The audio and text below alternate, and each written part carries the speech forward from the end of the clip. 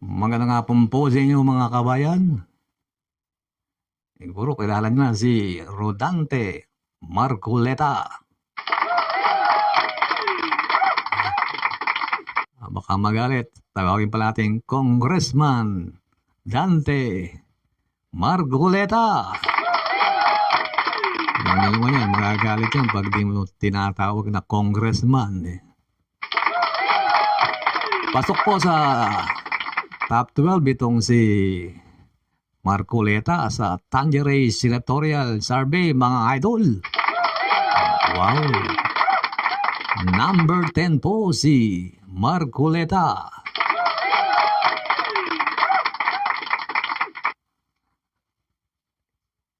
Ito po ay ginanap noong October 2024. Tangeray naman, noong October 2024 po ay naglabas ng survey itong Tangeray. Ano ba yung punto? Tangeray. Hasta Tangeray naman. Ito po, di ba? Sabi, labas ito noong October 2024, mga kabayan. Pero ito po ang latest survey ng Tangeray Senatorial Survey ngayon pong January 8 to 11, 2025. 2025 po mga kabayan. Ito po ang resulta. Number 1 pa rin si Idol Erwin Tulfo. Kahit anong paninira ng mga inggiterong mga broadcaster. Number 1 pa rin si Erwin Tulfo. Di ba? Tayo nang naninira rito, dami naiinggit dito, di ba? Mag-public service kayo para magustuhan kayo ng tao, mga hinayupak na to. Number 2 naman po si Senator Bongo. Siguro marami nagtataka, bakit nagna-number 2 o nagna-number 3 si Bongo, mga idol? Alam nyo mga kabayan, si Bongo gala po yan. Saka ito hindi direktang pumabanat sa kay BBM to, sa kay speaker. Magaling po si Bongo, mga kabayan. Hindi tulad ng ibang DDS na kumakandidato. Wala kayong ginawa kundi umatungal at saka ipagtanggol yung amo nyo.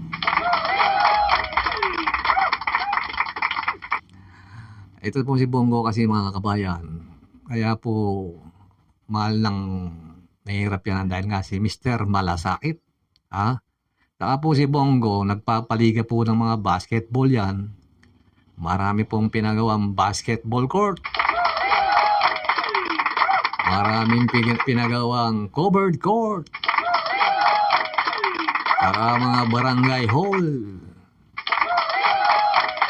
Kaya po malakas si Bongo, mga kabayan. At po number 3 naman po, siyempre, si Idol Ben Tulfo. Ayan po, si Bitag, si Mr. Public Service, mga kabayan. Sumunod po sa pangapa, si Tito Soto, si Eat Bulaga. Siyempre, kilala po yan mula Hulo hanggang Hapari. Sulo. Kilala po yan, siyempre. Sikat po yan, si Tito Soto. At sumunod po sa kanya sa palima, si ang pambansang kamo, Manny Pacquiao.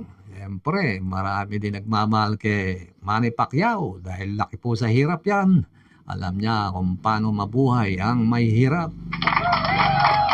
Kaya maraming umaasang mahirap nating mga babayan kay Manny Pacquiao dahil maipirepresenta niya ang mga mahihirap. Sumunod po siyempre si panganim si Pia Cayetano. Siyempre kapag mga Cayetano, malakas po yan.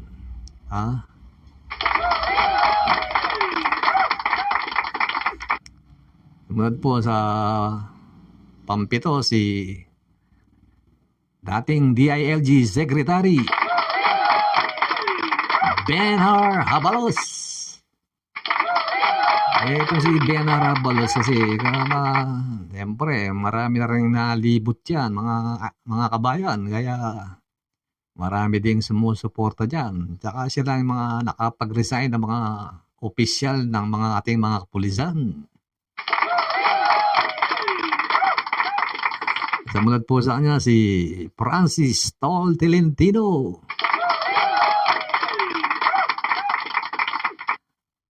Ito sumunod si ang Supremo.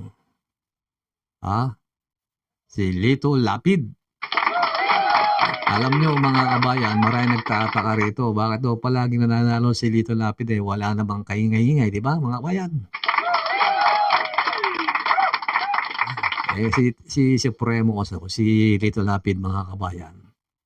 Tahimik lang po yan, Hindi po gaano nagsasalita, pero pag tumutulong po yan, wala nang kasamang media, wala nang picture-picture. Hindi tulad ng iba kasi, iaabot muna tapos pipicturean pa. Ganyan po ang style dito, Lapid, mga kabayan. Sumunod po si Ping Lacson.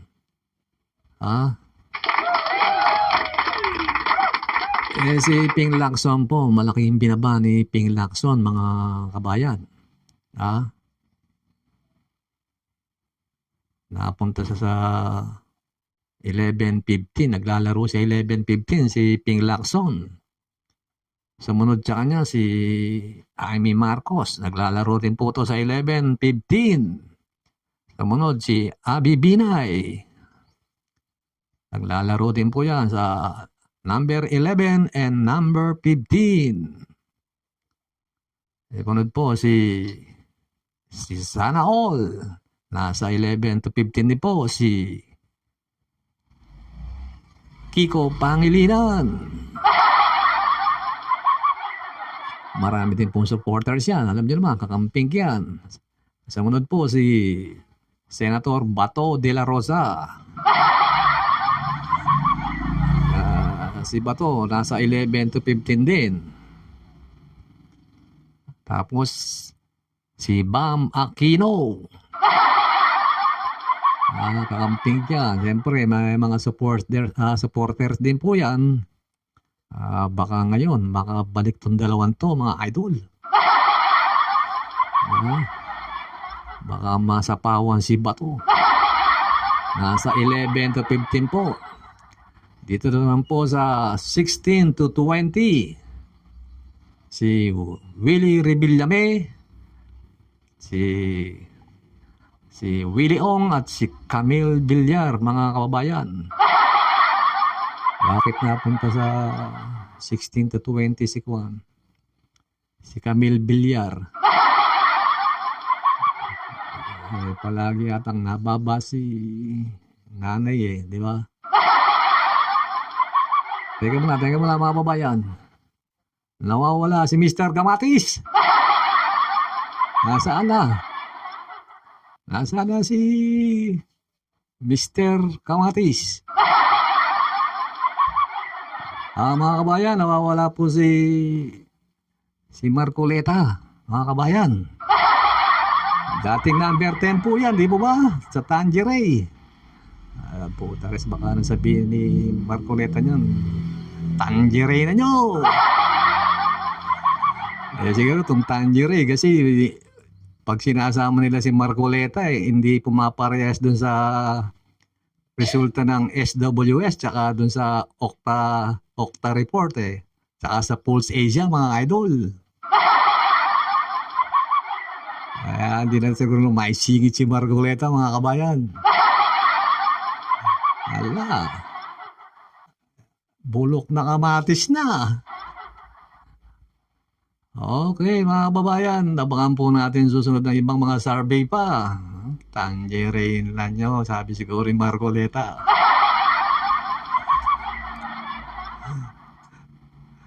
Wala kasing ginawa tong si Marcoleta kundi magreklamo sa Quadcom.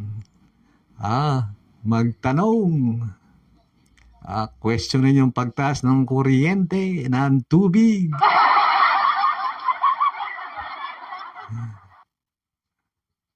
Sabi niya pa, di raw korte yung Quadcom, di raw. Sino pinagsasabing korte ang Quadcom, Marcoleta? Ikaw lang namin nagsasabing korte ang Quadcom. Kaya itong si Marcoleta, mga kababayan, pansin nyo to nung, kasi alam nyo, lababanas yung mga tao sa style nito. Natong si Bongo, alam nilang kanang kamay ni Duterte yan. Pero naman yun, napakalakas. Number 2, baka mag number 1 pa yan. Kasi hindi umaatake yan. Gusto ko yung inis ng tao na pupunta kay Kwan eh. Doon sa mga maiingay na to, tulad ni Roque, ganyan. Nanggigigil yung mga tao sa mga tulad nito eh. Yung banat ng banat, yung sira ng sira. Diyan nagagalit yung mga Pilipino sa inyo eh. Palagay na nating marami kayong supporter na DDS, maipapanalo ka ba yan? Di kayo mananalo, lalo na yung sa pang-umaabol na senador. Yung nakatuntong sa, yung langaw na nakatuntong sa kalabaw. Ngayon gusto nang maging senador. Wala pa namang napatunayan ng hinayupak na tanggir na. Gusto maging Bongo. Hindi nyo kaya si Bongo, ibang style ni Bongo, mga kaya tangerine na niya. Si Marcoleta kasi mapagbuwat ang sariling bangko eh. Excuse me po. Ang sariling bangko eh. Tapos mareklamo pa. Alam mo, palaging mas magaling doon sa mga kasama niya. Sabihan ba naman wala naman daw wala daw abogado rin sa apat na. 4 tong utak nun, isa lang yung utak mo, Marcoleta. Kahit na abogado ka, kahit na magaling ka, pag 4 na utak yung kalaban mo, hindi ka mananalo. Yan. Kamatis yung dating mo. Alam mo yung mga ganyang style. Kasi yung style mo bulok Alam mo, nung panahon ni Duterte, binibigay mong budget sa Komisyon ng Human Rights, 1,000 lang. Tapos ngayon, nagrereklamo ka sa binibigay na budget sa kay BP Sara. Pero noon, binibigay mo sa CSR, 1,000 pesos only. Saka yung mga blind item mong Comelec official na maraming bank account. Diyan ka nasisira sa mga ganyan kasi. Marami pa yung nasabi ni Percy Lapid. Tumakbo kang senador, tapos nominee ka pa ng party list. Tapos na yung pag-filing ng kumpanya na, bago ka na umatras, pero pasok ang pangalan mo sa party list, nominee. Di ba bawal yung gano'n, mga kabayan? Napaka-utak na tao. Siyempre nga naman, kung di nga naman siya umatras, kung matalo siya, nominee naman siya ng party list. Ang galing po. Bahala kayo kung gusto nyong iboto si Marcoleta.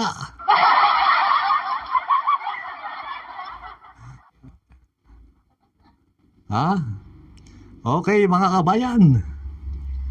Hanggang dito na lamang. Huwag niyo pong kalimutang mag-subscribe. para updated po kayo sa mga susunod kong walang katkwentang-kwentang video mga idol.